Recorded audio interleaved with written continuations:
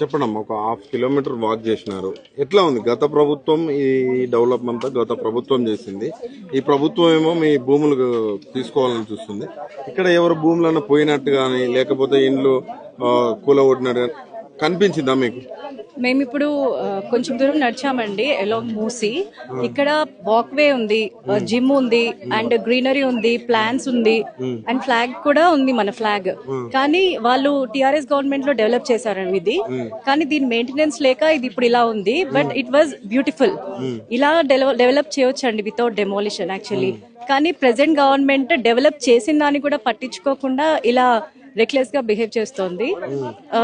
Government ఇలా develop చేయవచ్చు without demolition. ఇప్పుడు మాకు నోటిఫికేషన్స్ ఇచ్చి ఇల్లు వెకేట్ చేపించి ఇల్లు డెమాలిష్ చేసే బ్యూటిఫై చేయాల్సిన అవసరం లేదు. ఇక్కడ చూస్తే ఎలాంటి డెమాలిషన్ అవ్వలేదండి. ఇక్కడ పక్కనే అపార్ట్మెంట్స్ కూడా ఉన్నాయి. వాళ్ళ సింగిల్ వాల్ కూడా వాళ్ళు తీసేయలేదు. పక్కన చూస్తే వేరే ఇల్లు కూడా ఉన్నాయి. అవి కూడా ముట్టుకోకుండానే డెవలప్మెంట్ చేశారు with in the limit of Musi. ఇలా ప్లాన్ చేయవచ్చు ద ఎంటైర్ స్ట్రెచ్. ఇప్పుడు ఎంత స్ట్రెచ్ ఆఫ్ డెవలప్మెంట్ చెప్తున్నారో అంత స్ట్రెచ్ కూడా ఈవెన్ ఒక ఇల్లు తీయకుండా ఇలా చేయొచ్చు డెవలప్మెంట్.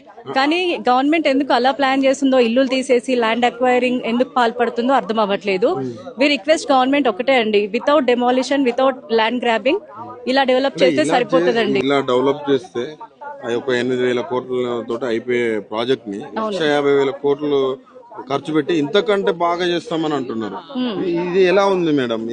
ఇది ఈ డెవలప్మెంట్ ఎలా ఉంది? పబ్లిక్ పర్పస్ చూడాలి, మూసీ బ్యూటిఫికేషన్ చూడాలి అంటే ఇది సరిపోతుందండి. ఇంకా ల్యాండ్ గ్రాబ్ చేసి ఇంకా పెద్ద పెద్ద బిల్డింగ్లు, గ్లాస్ బిల్డింగ్లు, పెద్ద పెద్ద కాంప్లెక్స్లు, నైట్ ఎకానమీ ఇదంతా అక్కర్లేదండి. పీపుల్ కి ప్లెజెంట్ గా ఉండి మూసీ వాటర్, అందులో ఉన్న silt clearance, dust clearance, continuous cleaning ఉంటే సరిపోతుందండి. దానికి అంత బడ్జెట్ కూడా అవసరం లేదు. We have much technology to clean everything now a days.